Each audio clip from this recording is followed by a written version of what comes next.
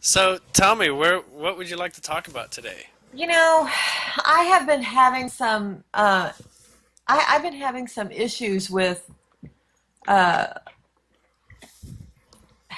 weird stuff. I mean, stuff like I feel like I'm living in a dreamland. Yeah, you And mentioned that in your message. yeah, and it's really I'm going to turn you up a little bit here. Okay. There you go. I think I can hear you better. Um I feel like I've been living in a dreamland. I feel like everything is just kind of I'm just going through some pretty good changes, actually. I mean, it's not anything bad. It's just really good. There are several things that I want to talk about. hmm One of the things that I would like to talk about is discernment. hmm I want to know, How that works. yeah, how I can tell uh, what is being given to me is coming from the right place. hmm You And know, there's several ways to determine that, but they all center around some really key practices in terms of what your mind can do. Your mind and your awake self, like you being in your body, what your body can do. We'll say 3D practical things, okay? Because for the most part, you have, if you're not fully aware, you're a being of consciousness at many levels, right? So just like you've got the chakras that have different vibrations that are different as you go from the base of your spine to the top of your head, you keep going, right? right. There's points of perspective that are beyond that, and they get into non-physical, beyond the crown of the head. You don't see yourself beyond there, okay? But each one of your chakras has its own kind of intelligence. So at the root chakra, it's a lot about keeping the body alive, survival instincts, you know, progression of the species. It moves on to the sacral, which includes procreation and an expression of survival and an expression of creation at the deepest levels is what the sacral is. And then you get to the solar plexus, which is having sort of like the wisdom to use those two other energies, like we'll call it sort of instincts, in a way that you identify with it being intelligent, like an intelligent instinct, also gets you into patterns for your body, like riding a bicycle or driving a car, right? And that's basically your body's intelligence, is those three chakras right there, is the primary element of your body's intelligence. The advanced consciousness shows up when you've got your heart chakra center. Your heart chakra center is the middle point of the human spectrum, right? So living both instinctual, creation, procreative, that's important for survival, but that's more on an animal level of intelligence, right? That's a more basic way of living. You've got the heart that balances the expansion element, the greater intelligence, because beyond the heart, in just having energy, okay, wherever the middle of your chakra system is, that would be identified as the heart chakra, okay? It's the middle of the seesaw, because you move into your vocal expression, right? And your communication and your declaration. That is in your throat chakra. That's a form of creation that humans have. Okay, some animals do. They all have some variation of it, but for them, that's a type of chakra that's not as developed as it is in humans. See, all the chakras are equally available for humans. It just seems odd in our society because they're not all equally practiced. But in ancient times they were. The body is capable of this. So then you move on to your inner eye, your mind's eye, pineal gland, right? And the energy that surrounds that is very much in this place where you're practicing your interpretation of what you're seeing. So it's not only is a place that practices seeing, what's in your imagination, your mind's eye, but it's that place that calculates all the data and plays interpreter for the rest of your body to understand. It says, this is what you're seeing, this is what you're feeling, this is what you're hearing, all that. That's why it's in the middle of the brain. Now the crown doesn't appear to have a direct function for the body, aside from it being a conduit for everything that's beyond in lighter realms. The pineal gland alone has much connection, but without the guidance of the crown above it, it's almost like, well, what do you consider useful to think about or to consider or to realize or to give attention to? So the crown connects you to your broader intelligence. Your higher self essentially lies right above you. Okay? When they talk about when you die and you see your body, that's because your higher self can roam about and not be connected to your body. It has a perspective directly above you. And so it's connected by a thread. And it has multiple chakras of its own making. Okay? So your advanced body, which eventually just keeps going until you're connected with more of one and everything, right? So your soul, it's sort of like your higher being is your personality. That's not judgmental about what your body goes through. It's just happy to have one, right? It's like you don't judge your fingers for being too long or short. You're just happy you have fingers, they're useful for that purpose.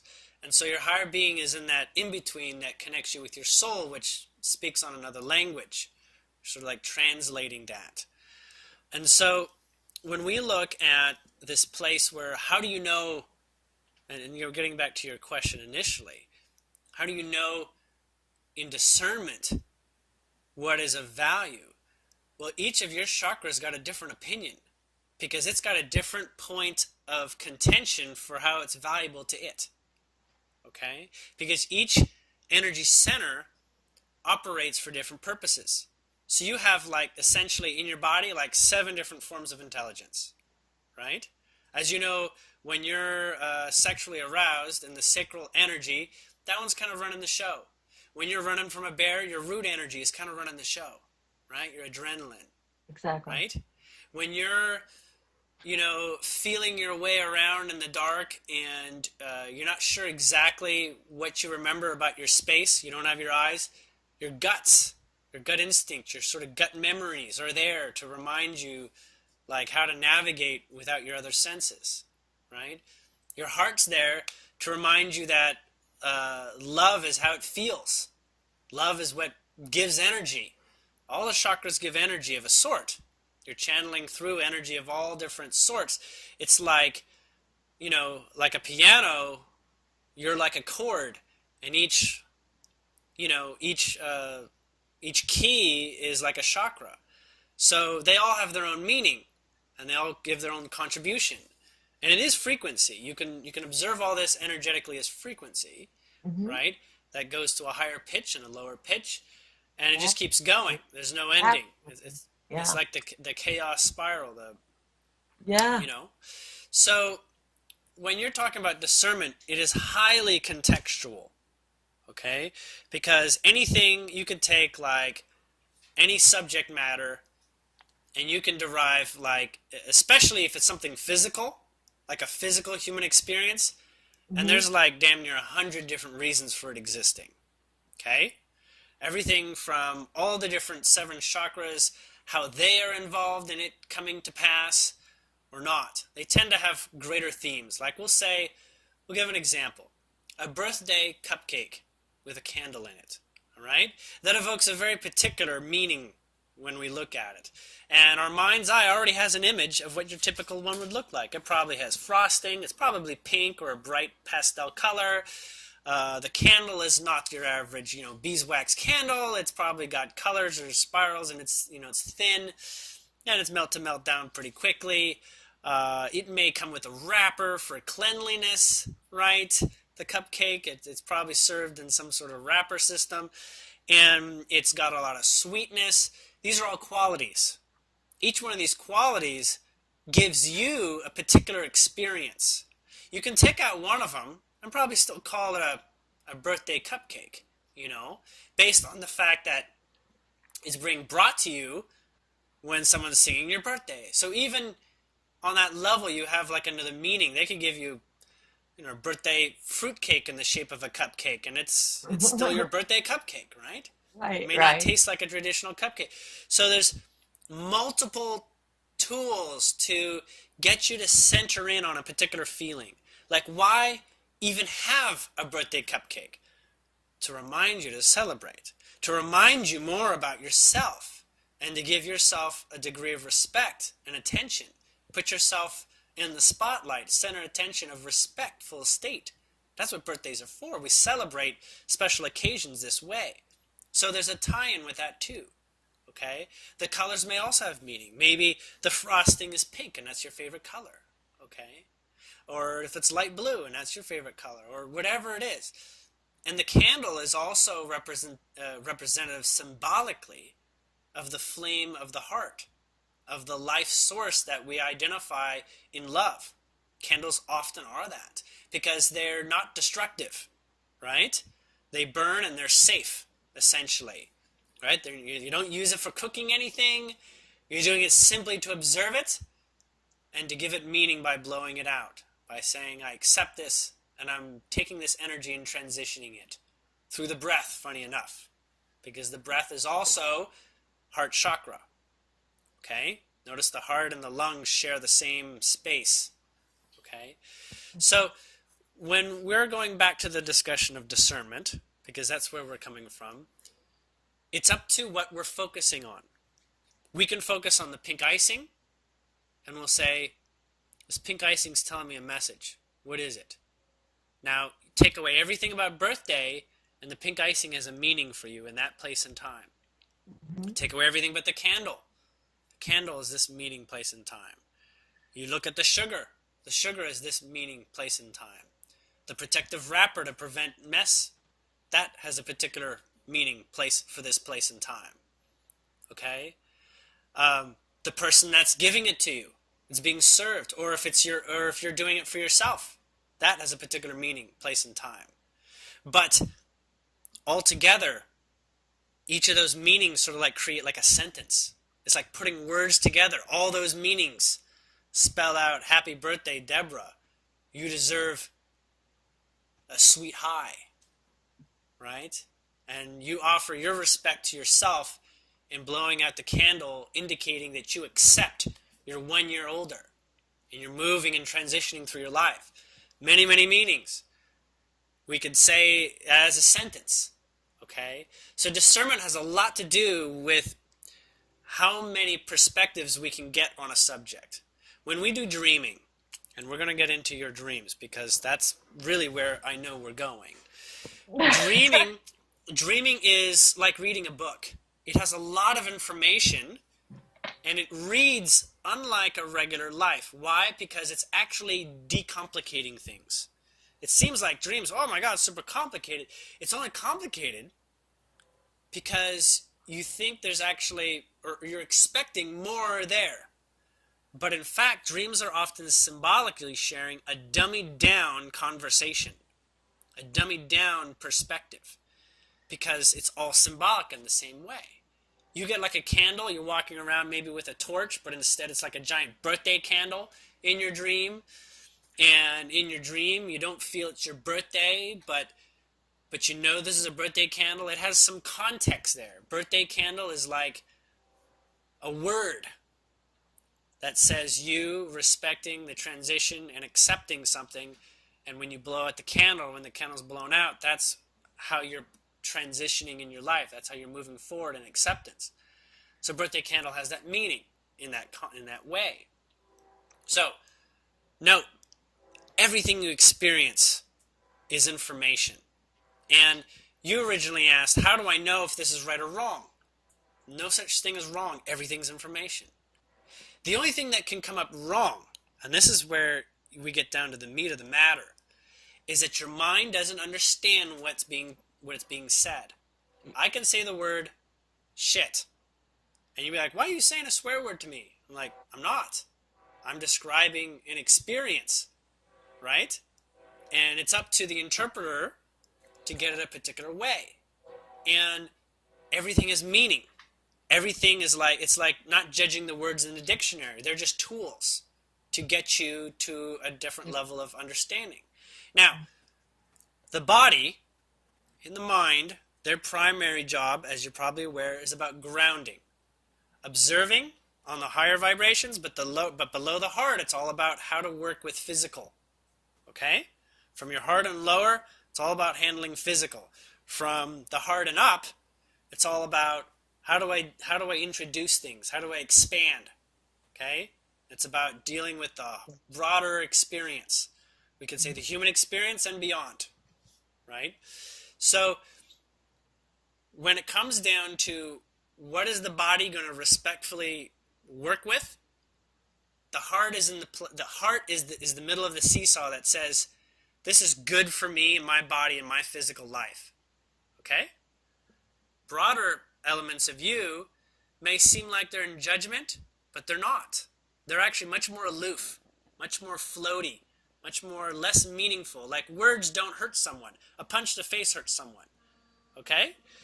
This is how your body knows the difference between useful and not useful. And your mind knows this. It says physical is useful, non-physical not so useful. And yet, everything you've ever explored besides living like an animal has come from your heart and above. Mm-hmm. Right? So it's useful somehow. Okay?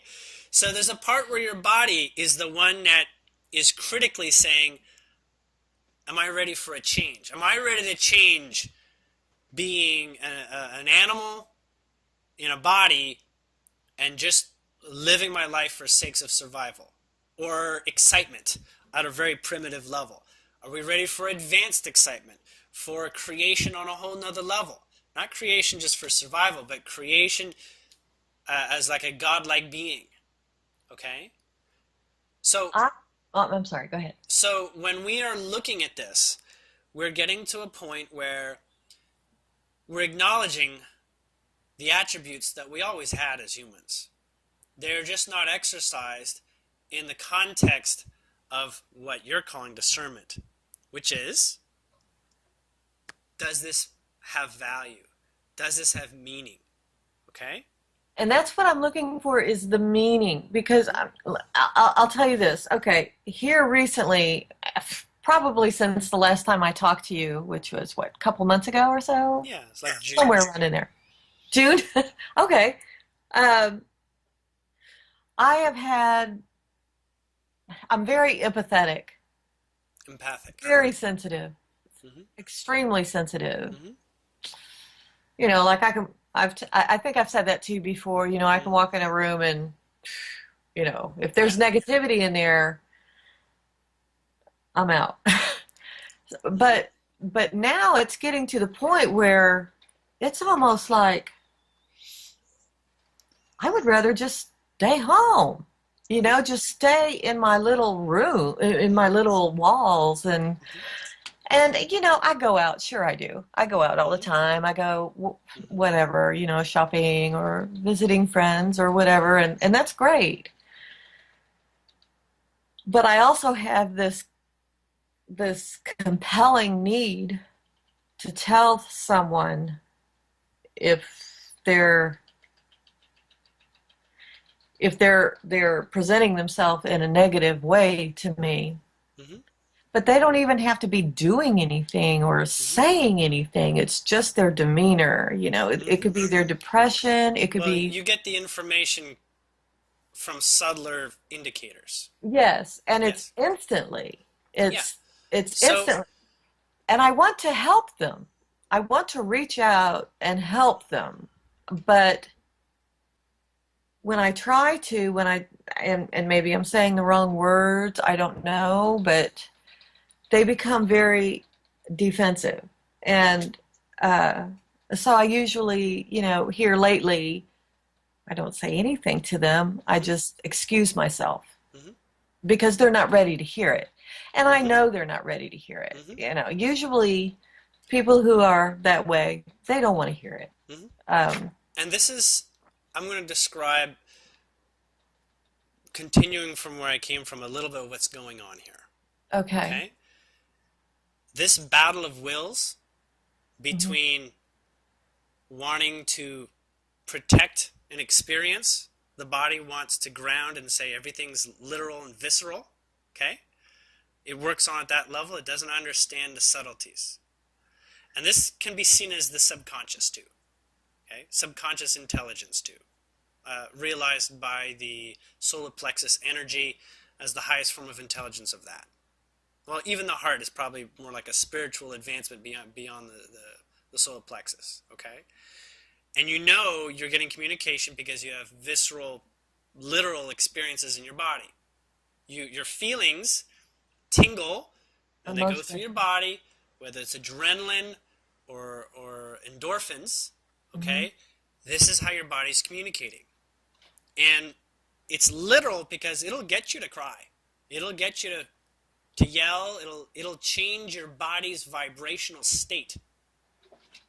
But it's still in context to the information that comes in, right? What are you reading?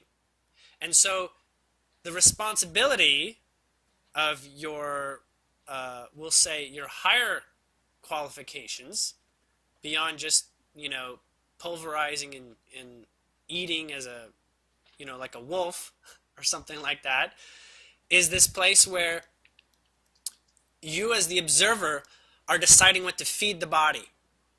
Okay? Because you can choose what's going on. On one level, because of your empathy, you don't have a choice. You just simply see what comes. You're the observer, right? You're the receiver. You're not choosing what's coming forward, Right.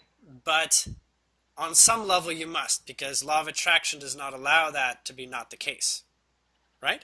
At some level, there's a purpose. And this is where you're getting caught up. What's the purpose in Exactly. having these experiences and yet not feeling like you can step forward with them in full Exactly. joy, You hit it right right? on the head. Okay. You did. So we're really talking about a relationship of your broader sensory capabilities Hmm. and your body saying, no, no good for me, right? Let's not go there. This is not match my solar plexus intuition for what to do. Yes. Okay? And this is what happens in the transition where things are becoming very intelligent. They need to discern what they're going to take with them, what's a useful thing of considering intelligently, and what is not. Because the brain, as amazing as it can calculate so many things at once, Yeah, wonderful. if Yeah. if it's thinking more than the body is able to care for, well Hmm. then you're disconnected from your body in so many ways. Okay? So That's right. it's like an intellectual. They move into the world of theory and broader concept and they don't do anything. It's just all possibilities. And that's fine. But the body still has a literal alignment to saying, I don't want to do that or not. Right? So you've got intellectuals, philosophers, all this, but you've also got the body saying, don't neglect the fact that you're in a body.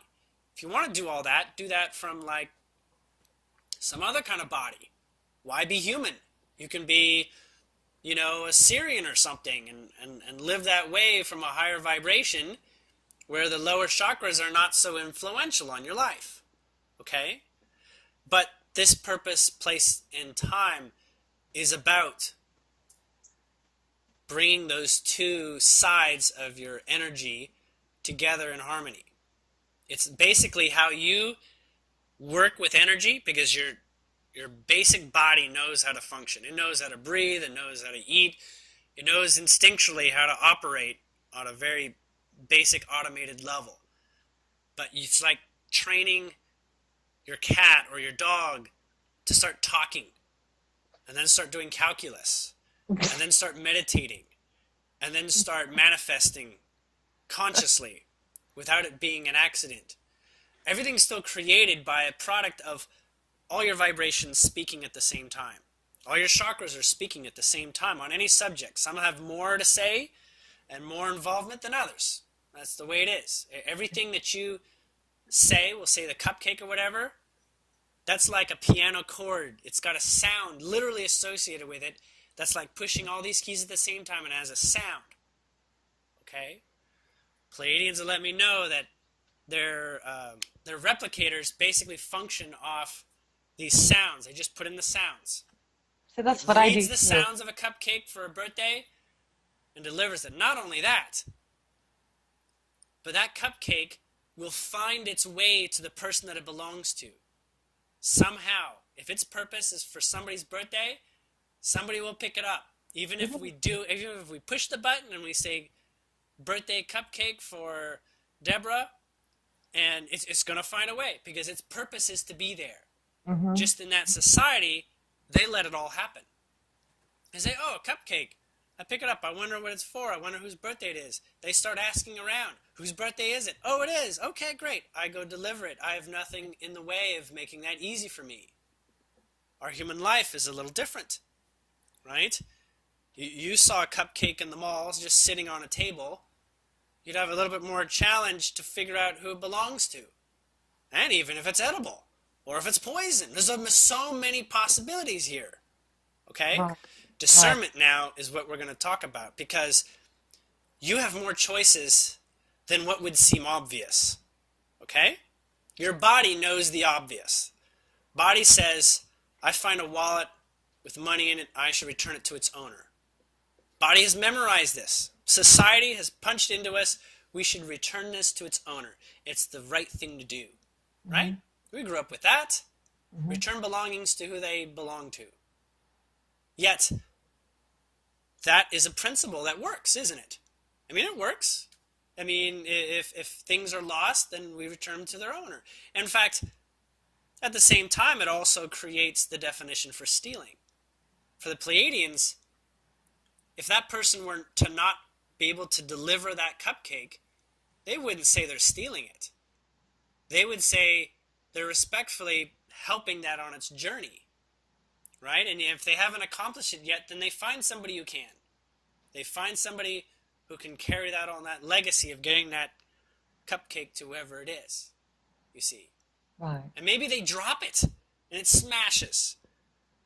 They need to bring that story. They need to share. They need to get that to who it belonged. Mm-hmm. It's like they will go. It's like it doesn't matter if there's a problem in it. Just like if you find a wallet, it doesn't matter if the money has been stolen from the wallet and that's just some thief that left the wallet behind, right? Still got to find the owner of this. They still deserve to see what happened of this in that, okay? We've learned these lessons in our world of how to treat one another and how to do these things like this. Our body is memorized living life, maybe as an American or as a British person or as a Samoan. It doesn't matter. We all have these cultures that have trained us to live and to operate in a society, including paying your bills, or anything that you want to do. This is how you do it. You want to learn to play guitar, you take lessons, right? You want to make a birthday cake, you go buy flour and, you read the recipe book on the internet or whatever, or your grandmother's recipe. You have ways in which this all gets done. You don't question it because you don't have a reason to question it. Okay? It's like maybe this recipe is like loaded with GMOs. Oh, okay, question it. Now you've got a thing where you've got a GMO cupcake. Should I deliver a GMO cupcake? It's an option, right? And or maybe it was really poorly decorated and you believe the person deserves better. So I'm going to throw this one out and try again. There's so much here. This world is rich with perspective. Do you get what I'm saying? It's rich with so many different ways of looking at something. Right. I'm going to return again to discernment. It seems like I'm only chipping away a little bit every time I bring back saying, now we're talking about discernment. This is how it has to be. Getting to the next level. Discernment is what it means for you right now. Okay. In this present moment, you have the greatest ability to discern. Okay? Yeah. You have even more ability to discern when you start taking away the cobwebs of things that you can't figure out. Don't worry about what you can't figure out. Figure out what you can. See, yeah, Okay? and see, yeah, that's what I have problems with. It's like, Mm-hmm. and then I find myself analyzing it. Mm-hmm. Should I? Shouldn't I? Should I? Shouldn't I? Shouldn't I? Yeah. So in Find the that present balance. moment, what gives you a feeling that you're hot on the trail? What is that? That you're hot on the trail. You When I, feel that there's something right coming from it. oh, You say well, this is a good thought, so or this is a exciting. bad thought. But Right. the thing is, in this world, we've created collective rules. Okay? So you find a wallet with $100, and earlier that day you're piss broke, and you needed $100 in your life. Now you're at odds now because you could find the owner, or you can receive that $100, knowing that no one is going to chase you down. So what do? What is this for? What do you do in discernment? Is this a test to see if I'm the devil for not giving the money back and using it? Should I feel bad about using this money? Yes, you should feel bad if you're going to stay in the world that you were trained in. In the world that you create, you will feel like the devil as long as you still hold on to the fact that you were taught to be the devil Yeah, for yeah. using that money. There you go. Now, you want to be a creator, you ultimately have to be responsible not only for what happens to the money. That goes without saying. You need Right. to use that money for the right thing. You don't go Mhm. use it and buy, 20 cases of bubble gum, right? You use it for what you realize, well, I needed it because, I wanted to go to the movies with my friends, and that's why I said I need $100. I mean, $100. I mean, it's the wrong price, but the point is, I Right. needed it for this. I wanted a night out for myself. I need to get a dress, and somewhere in myself, I'm fighting with deserving this, perhaps, right? Do I deserve this? I didn't steal $100, but $100 showed up in my life, and now I'm given the option to be creator. Now, creator says, well, on one hand, the creator before your choice was you're going to be a devil. Now, how can you adjust that frequency from being a devil to loving yourself? Hmm. You know what feels right. If you say the words, I deserve this, then you do that. If saying I deserve this and you feel bad, that's not going to work for you, right? You Right. say, I can't say I deserve this when I don't feel like I deserve this. Okay, you can go down the rabbit hole on that subject until you realize, yes, I do deserve this at some place, right? You can do that. Or we'll say, forget it. It's not about deserving. Why do I want to go to this party? Why do I want to go to this movie? And why do I need good clothes? Now you're dealing with more specific details as to why you would be the devil, because you shouldn't want nice clothes. You shouldn't demand attention from your friends. You shouldn't all these things, right? You shouldn't have to whatever this and that. It's like, oh, well, this just got more complicated if I chose that route. I'm not feeling it. I want to make a decision in the next 5 seconds. What do you do next? You say, well, I don't want to think about this too much. Okay, so if you don't think about it, you will do the path of least resistance, which is literally doing whatever the emotion in that moment senses. If you're looking around, perhaps the context of the space, being super present can give you all the answers you need. If you look around, and maybe you're like at the mall, and you find this wallet on a table at the food court, okay? And it's sitting there, and there's people around and stuff like that. You look around, and you see people not enjoying themselves and people enjoying themselves, okay? But you can say, literally, I need guidance. I need to feel my way into this. If I see more people happy, then I should be like them. This moment here is created to be happy and enjoy myself. Maybe he's enjoying himself with a Big Mac. I wouldn't enjoy the Big Mac, but he is enjoying himself. So I can go with the enjoying myself. That's that purpose in this moment. But if you see more like frowns and people just sort of like surviving life, you can get a sense that, this $100 is better for them. Someone needed this $100. It's one of these people here that needed this $100. I can see their need. I feel good by giving them this $100. So the context is given you in that place, right? Right. As an example. So you become basically like super conscious. The more that you step away, the more obvious emotions will be. Now, in your case, the emotions are right there in your face, okay? But they're not telling you anything. They're not imposing on you and saying, hey, listen up, I got a problem, right? Right. It's you sensing there's a problem and sensing that you want to do something about it. Why? Because if you do that, if you help someone, you're more deserving of help yourself. Now, when you say, I don't need help, you don't need help. But you can always use with an upgraded vibration. You do something that feels good to do it, then you do it. And you want to help because of your ability to focus on how they can live their life better through, make it positive, find a positive, be optimistic, all this. But you're starting more from ground zero. You're starting with the worst situations. You say, do I deserve to work with the worst situations?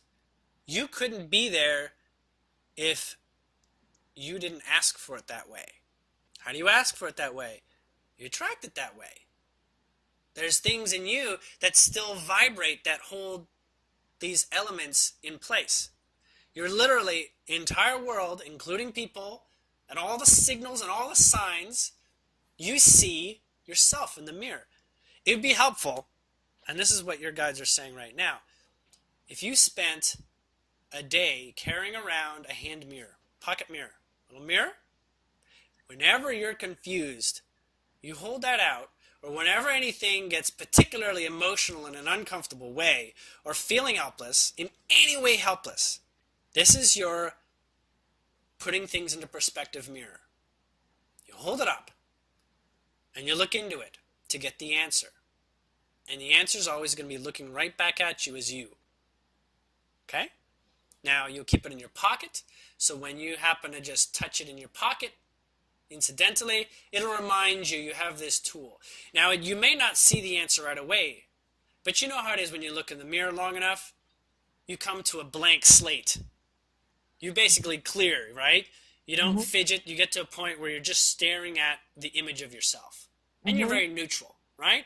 It's hard to tickle yourself or laugh at yourself in the mirror when you're very much just, it's just me, right? There is no high or low. There's no context here. Sure, you can say there's a mole, I don't like the mole, or my makeup's done wrong or something. But you take a moment, you just look into the honesty of your own eyes, and you say, what have we got here? What do we have? Because that will neutralize all your attachment to everything, and start to look at things as to why did I bring that vibration into this place. And you know what? It's like a dream. It's actually much, much simpler. See, we don't have a tendency for following our intuition in the way that we feel that the intuition is as useful as it should be. We actually don't trust our intuition as much as we think it should be. And you know as well as I do, if everyone trusted their intuition, this world would look like chaos, but then also like heaven at the same time. Right. Yeah. So, in this place, you take a moment and you say, I'm holding a mirror, and that's the symbol for what is in my reflection right here. Now, it's simple. So if you're talking with someone who feels like they have a crummy day and they're just, they're just depressed or something, and you're coming across this person, you don't even have to look at the mirror. You can just touch your mirror in your pocket and remind you, like, oh, the mirror. Okay? Yeah, but practice. Now, when you do that, the immediate reaction is, what do I get out of this? Like, where is this going? I want a solution, and it better get to a solution. Like, this better work. Okay? Because that's the pressure you have on yourself for the fact that you deserve it all to work. This happens when you are both not giving attention to something very deep inside you, and you're also realized of really amazing things inside you. Your box is this wide, from really crummy things in the world in your life and around you to really amazing. And you've got a toy box of experiences all in there from end to end. You've got a dictionary with not 10,000 words, but like 10 million words. Okay? You want to simplify it? That's what you really want to do, is you want to simplify the decision-making process. That's what discernment is. That's the practice of discernment. Is you go towards what is your body telling you is the path of least resistance. Path of least resistance, you indicated earlier, which was, I'm not going to say anything. Okay? But when you're in that moment where you realize this is not anyone but me, am I afraid of me? Am I afraid of saying something to myself? What would I say to me? Can I insult myself if I said anything? What would be the least insulting thing I can say to myself? I've never thought of Maybe I don't that. think of it as insulting someone. What would be the nicest thing I could say to myself? I should be saying nice things to myself. What is the nicest thing I could possibly say to myself? Because honestly, that's where I belong. Being in that vibration of the nicest thing I could possibly say to myself. And you find yourself in a world where everybody deserves you being nice to them. Why? Why does everyone deserve you being nice to them? Because that's who you really are. You deserve a world where people are nice to each other all the time. You may have 10 lifetimes to make up for by agreeing to culture and society's beliefs of, slam the other person's hand in the door if they're not fast enough. Okay? Like, you should be, you should be working with the system. You're not fitting with the system. You're not fitting with the system. Get with the system. Everybody has their own system. You know that honestly within you. Yes. Everybody has their own guidance. One person's right is some person's wrong, and one person's wrong is someone's right. Right. And so if you're going to honestly compliment someone, you don't compliment them in a way that you don't want to repeat. It's like, that was really nice how you punched that guy in the face. Sure. Okay, are we talking about a professional boxing match here? Or are we talking about, domestic abuse? Because in different circumstances, you'll have different reasons for what you would say. How do you compliment the domestic abuse victim? You say something along the lines that's better than making things worse. And so, yes, that old principle that you remember, your body knows that one, that says, if you can't say anything nice, don't say anything at all. You remember that one being profound because you knew that you couldn't make things worse as a result of opening your mouth. But you want things to be better. You don't want to leave things neutral. You don't want to leave things the way they are. You know you're powerful, and you know you have the energy to make a difference. That is instinctually within you when you connect to your divinity through spirituality, religion, whatever you're doing. You know instinctually that you can be a part of the solution. How do you do it? Your body is the one watching. Your lowest chakras are the one testing you here. What is she going to do? Is she going to spew some philosophical elements that the other person can't conceive because it's 10 years down the road in context of what the meaning of life is that you've gone through, but they haven't? Will they connect with that? Or will they connect with something more literal? Like just patting them on the shoulder. Or just saying, let it out. Right. Let it out. Because if you choose to just ask them to let it out, you know that you're getting their toolbox of things coming out. But if your intention is, you know what? It's there for a reason. And if I see some little area, I might find something I can specifically help with. I may not be able to help them with the whole problem, but I can help them with that little thing. I know that much. Mm-hmm. Right. So you offer your focus in that if you ask them to let them out. You can ask what's wrong without being overwhelmed with it when you know that you're trying to help. Now, when you know this place where you say, I'm just trying to help, and you tell the other person, I'm just trying to help, I'm just trying to help. You know how people get into that. They're like, oh my God, why are you biting my hand off? I'm just trying to help. Mm-hmm. Right? What's this all about? They don't necessarily want help. And the sign is that you're not helping the way Hmm. that they're going to receive it. Right. Okay? You want to know how they're going to receive it. Hmm. Guess what? You know what that means? You're going to have to go back to the 3D drawing board and understand how a 3D person or a person that is not sensitive to their guidance is feeling it. Why would you be given that opportunity? Because when you accomplish that, you'll know if you've never done this before, because it'll be a bit of a challenge. Okay? It'll be like, how do I help that person who is a domestic abuse victim? I don't help them. I never had a domestic abuse victim. I've never had that problem. I've just seen some movies or something, right? I'm going into this blind. Guess what? If it's new to you, then it has exponential opportunities. Now, you want to rewrite domestic abuse. Find a way to make that a beautiful story of discovery and growth, right?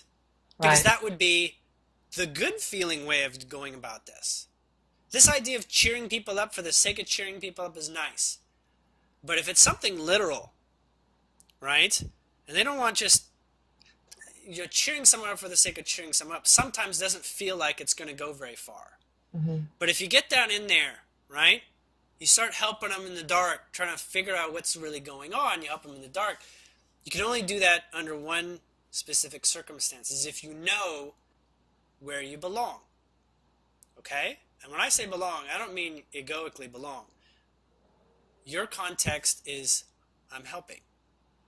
When you hear yourself saying, I'm just trying to help, that's you saying, I don't know how to help you.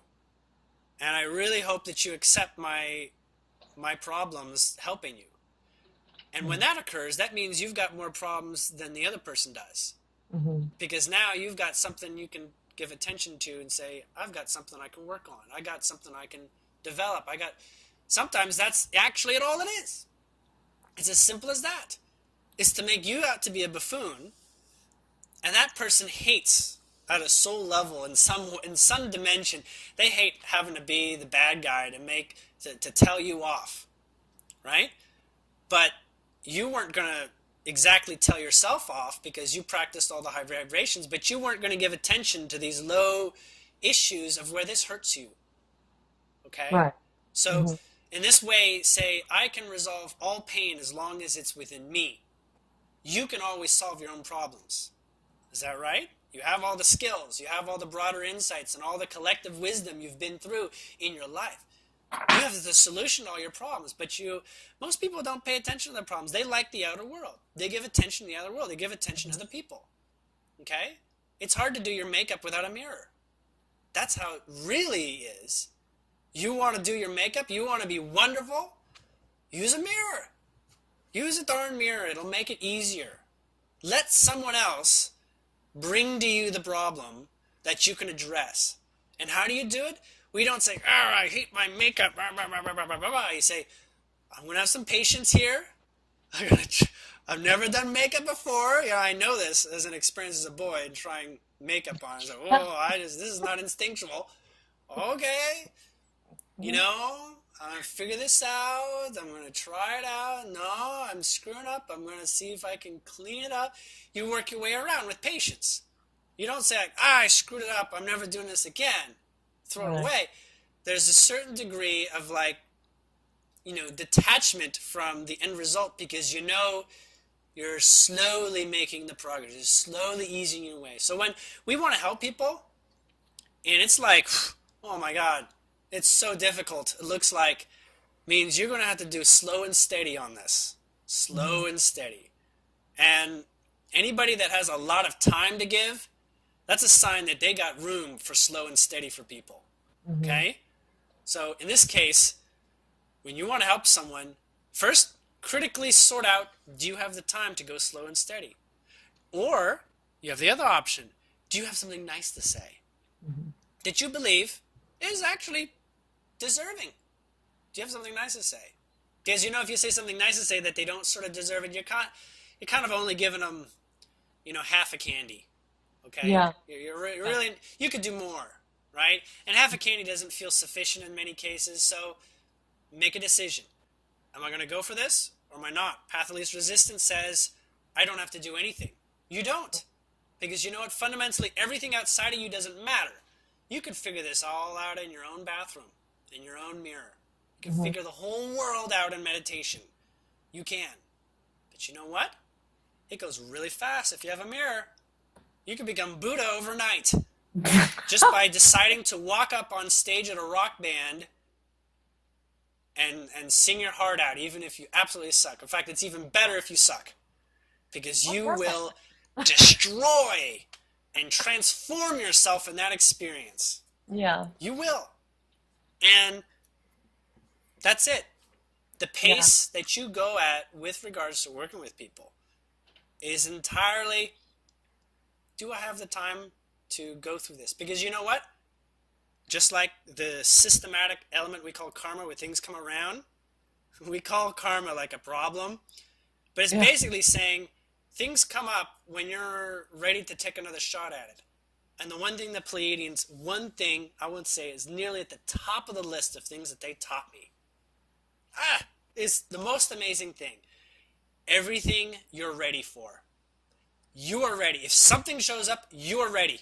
See, I believe that too, you know, and now yes. it can be Excellent. like, oh my God, I'm going to have to jump up on stage and start singing with Bon Jovi here and prove myself. But you know what? If it showed up, you're ready. But the human life is so dramatic, right? So much drama out there. It's only interesting if it's a 50-50 chance, right? Your odds are you're going to make the most money if it's a 50-50 chance, right? You get even more money if it's less than 50-50, if you have a less than 50% chance. That's Vegas, right? Less than 50. Oh, it's really good if I accomplish this. But you know what? Life, it doesn't get below 50-50. You always have a 50-50 chance of doing this, which means you only have to have a slightly brighter disposition to accomplish it. Slightly better than pessimism, slightly more optimism, which means it may take you a while because you have slightly more optimism in this approach. You can only say one slightly nice thing here to this person, slightly nicer than saying slightly not so nice, right? And you know that it's slightly nice because it's kind of universal. It's not, it doesn't have any sort of like backwards intentions here. You might not use the word love in there. You might not even use the word good. You might just say, I'm going to smile. And just try to exude a positive vibration here. I'm just going to give the person validity by looking into their eyes. Like it's validating the fact that they have something to overcome here. And in the mirror, it's all yours anyways. So...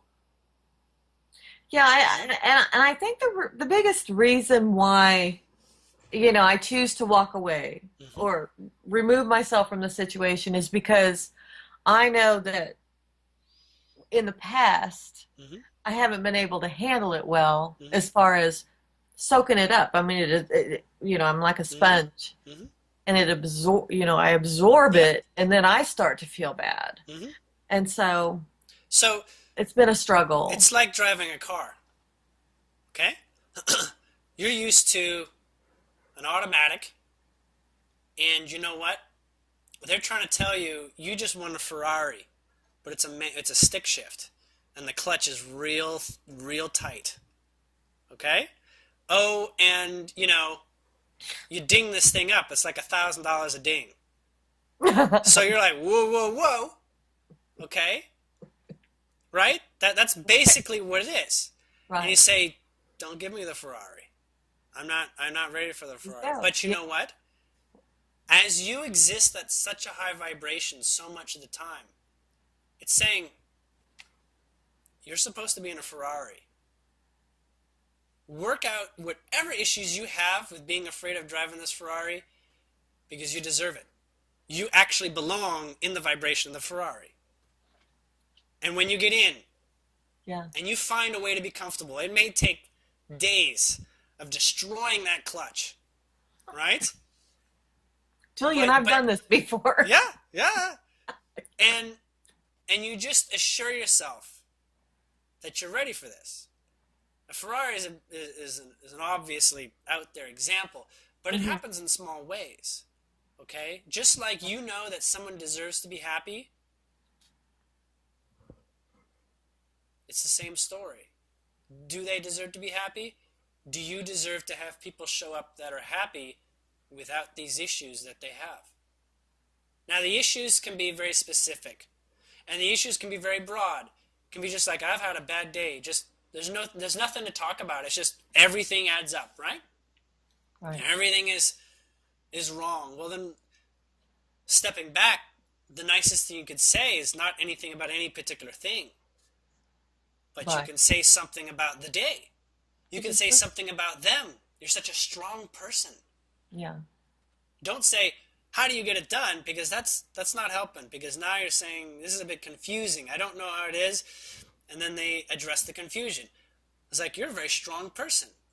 You know, I would love it if you tell me what makes you so successful in managing this. And just open up and see what comes next, right? Right. And oftentimes, questions are how you open doors. Because that's what it is. It's an invitation. Questions are invitations. Statements are a lockdown. They're fact building. Questions are opportunities. So in conversation, you notice the therapist is always the one just asking questions. Right? Right. Right. Yeah. So before you become a therapist, you also need to be trusted too, right? So there's a place where perhaps all you do with those that are so tremendously complicated and not sure if they believe you in anything that you say, your gut saying is just build trust. Say something that universally they have little to criticize. Now, how do you do that? You got to know what they'll think of it. You need to go into their state and think of it. Momentarily, you say, Julien, you're asking me to focus on a lower vibration. It's there because it's in you. Okay? Acknowledge lower vibration doesn't show up in your life unless it's in you somewhere. You're actually doing surgery on yourself. Okay? Okay. I like to say, there's all these negative people in my life. Well, it sounds like you got a lot of surgical implants you don't need in yourself.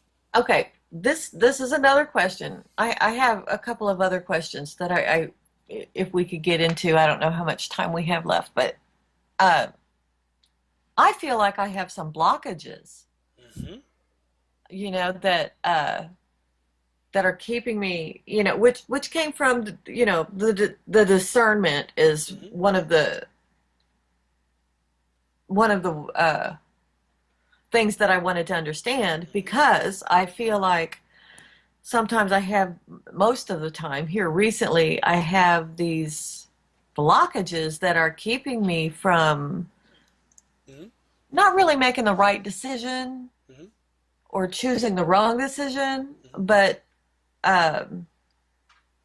so what if I told you that that most of the blockages are associated almost exclusively with beliefs? Almost. Like, I want to say 90% of blockages are because you hold a belief about something that's not in the flow with who you really are. That's what blockage is. And it can manifest into physical things. It can manifest into literal illnesses if it keeps going. right. And sometimes that's what happens to figure out that you've got something that is not within your true nature to express or to explore or to keep focusing on. Well, what if that blockage is not the true nature? It isn't. The blockage is a signal. It's a sign. It's how you read it. Remember the birthday cupcake? Right. Right. It's not about the birthday cupcake. It has a lot more meaning than what it is. Right. It's saying I'm celebrating birthday. It can be extremely esoteric. It's a symbol. It's just a word. Right. Okay? Yeah. The blockage is just how you get your attention. Right? You cut your finger and it hurts. You're supposed to give attention there. What does it mean when you cut your finger when you're chopping food? It means give more attention to chopping the food. Sure. Okay? It's literally saying you should be giving more positive energy to cutting and chopping this food. Don't let your mind wander. Chop your food. Right. Right. Okay? Chop Hmm. your food. That's one example. All right? And Okay. it means you want to do this thing, like say you chop your finger on like cutting onions, and you know you suck at chopping onions. You always seem to cut yourself or something, okay? Why does that happen? Because you don't feel like you're up to using onions. You're not supposed to use onions. Okay? Because you're always like, the goddamn onions. You just Hmm. up an uproar Yeah. about it. It's Right. saying, no, that's, you think there should be onions, and you believe there should be onions, but maybe there's not supposed to be onions. That's me with potatoes. Okay, with potatoes. Maybe you're not Yeah, supposed to eat whatever. so much Yeah, it's potatoes, like or and do that. if Look you at want them. to eat potatoes, love the process more. A lot of people like just, they love potatoes, but they like eating a lot of them, so they have to chop a lot of it, right? In a similar situation you probably have. But potatoes deserve a bit more respect, perhaps. So take your time with the potatoes. Do it slow. Hmm. And it's like, ugh, I don't have time for this. Well, then you shouldn't be eating potatoes. Right. Eat something that doesn't take so much energy for you to love it. Okay? Love when you make food. Yeah. Just like love the process of the fact that you're helping. The other person doesn't need to know that you love helping somehow, even if you just a little bit. But you know Right. how it is because children are very easy to help. You Hmm. see children, they got big problems, big problems. And for you, it's nothing. It is nothing. And you Right. just love the fact that it's so effective. The little effort that you make goes such a long way. Hmm. Yeah. But the truth is, that's also belief. It's hard. Say it's hard to help other grown adults. Nah, it's as hard as it is to help you as a grown adult. It's your own grown adult that's difficult. If that's what you're saying, that's what it is. Mirror, mirror on the wall, who's the fairest of them all? It's always going to be you. It's just going to show you every single time. And if you forget that, use that exact phrase. Mirror, mirror on the wall, who's the fairest of them all? Because that can be a key. It's established in our society as, the terrible woman looking into this and looking for something that's better out there. Hmm. But if you do it, you won't see something better out there. You'll just see better in you. Because Hmm. if you stay there and wait for the image of Snow White to show up, guess what? It's you. Okay? Yeah. Right. Right. Okay? It's not going to change. If there was a Snow White, then it would show you Snow White and it wouldn't be you. But the world doesn't work that way. It is all about you, and you're ready for looking at yourself. Yes. Okay? Now, what was your other question? Well, the other questions are regarding past lives again. Okay, we should probably do that in another session, Yeah. in the next time. It- Because they do come here in this life with things that they wanted to accomplish in the other lives, and you said, "Oh, I'll take that assignment. yeah. I'll finish that off here." See, I really wanted to get into that explicitly, Mm-hmm. but we'll do that another time. Mm-hmm. Um, Now, can you tell me more about my guides? Yeah, your guides are saying they're standing right behind you. They're giving you shoulder rubs. They're Really? braiding your hair. They're really like there with you. Okay, they're going to give you something so that you can see them in a way that you know that they're there. Because Okay? I've been asking for that. Okay. You're going to have to do baby steps in going in that direction because your body fundamentally doesn't have a belief system of how this works. So you're going to have to train your body into accepting how this works. Okay? Uh-huh. Which is basically developing telepathy. And you'll develop telepathy with them first because they're the ones that are the closest to your ears. Okay? And you're going to come up with a companion. You already have some major messages come through. You have a pet? Yeah. True. Yes. Yeah, they come through them because you give a lot of attention to them and you feel they have a personality, and so they'll take on a personality that your guide's trying to get out there to you from time to time. But you're going to come up with something a little bit different. You're going to have a small stuffy that you can fit in your coat pocket. Do you know what I mean by a stuffy? Like a little teddy bear or a Yeah. doll or something? Uh-huh. Preferably not human-like, because we have judgmental tendencies towards human-like apparatuses or human-like appearances. But you'll find something like, like those little teddy bear things that can be different animals. They used to have a chain of them, Sure.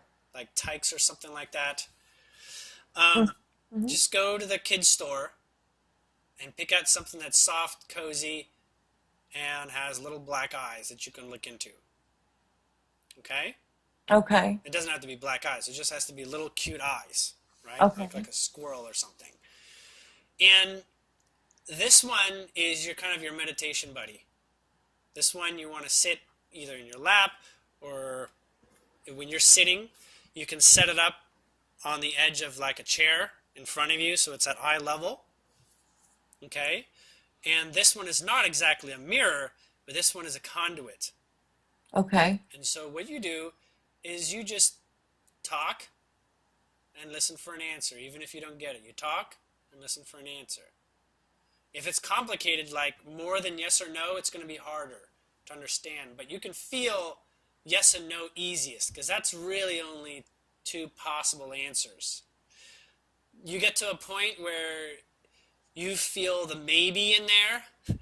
You feel a yes and no, and somewhere in between, like sorta, is the answer. Right. That's Uh-huh. saying, well, go deeper in your question, Okay. right? Okay. That means you're ready for going a little bit deeper, and you get guided. Your inner voice is also their voice.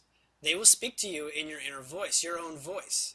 So Oh, pay yeah. attention to what you're asking and what you're saying. The conversation that looks like it's just between you is actually divinely guided. So listen. Also note, when you feel a little bit crummy here and there, that is the part of your ego and your body belief system that's a limit.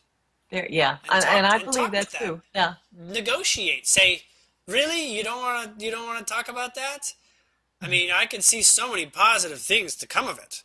Uh-huh. We got great opportunity talking on this subject. I could just think, spell off three things right now. And you'd say, wow, I just came up with three things I've never even heard of myself. I never heard of three things. But you know what? I said I was going to say three things to my body. And guess what? My higher self and guides gave me three things to say. It moves this way. It moves in this inner guidance way. And you are going to focus on this tiny little teddy bear, say, little Mm-hmm. teddy bear Sure. thing. And this is going to be your partner. Call it a sparring partner for working on telepathy, because this one gives your body the acknowledgement that you are addressing a something in physical. You need a connection to physical. I do. Okay, I do. so It's you can use a puppet, a hand puppet. That's one way, but it's too uh-huh. lifelike. You can eventually graduate to that when you pass the point of you can have all sorts of interesting conversations with your teddy bear, okay, or your stuffy. Allow that to develop. Allow the evolution of it to develop. Okay? Some Okay. people, they go about using dowsing rods and tuning forks, or not tuning forks, but they use dowsing tools, right? Uh, You've used your animals, okay, to give you synchronistic messages. yeah, I have. That still works, okay? But you want to get a little bit more where your friends are giving you a little bit more specific information. So what you're really doing here is not only getting useful information, whether you hear something or not. You're asking for answers, and they'll get you the answers somehow or other. They're going to get a synchronicity to get you the answer for what you're asking for. You ask a question, it has to be given. If you say, you can't give it to me because I can't see you, well then, guess what? You're not going to get it. Right. But they'll Right. still try to find ways of things that you have not denied. They will find Right. ways that you have not blocked out or closed up the curtains for some way. They'll find a way, and they do. They do And from they time to do. time. They get the message. You just stop thinking, well, that's not from them. Oh my God, Exactly. synchronicity is extremely guided by them.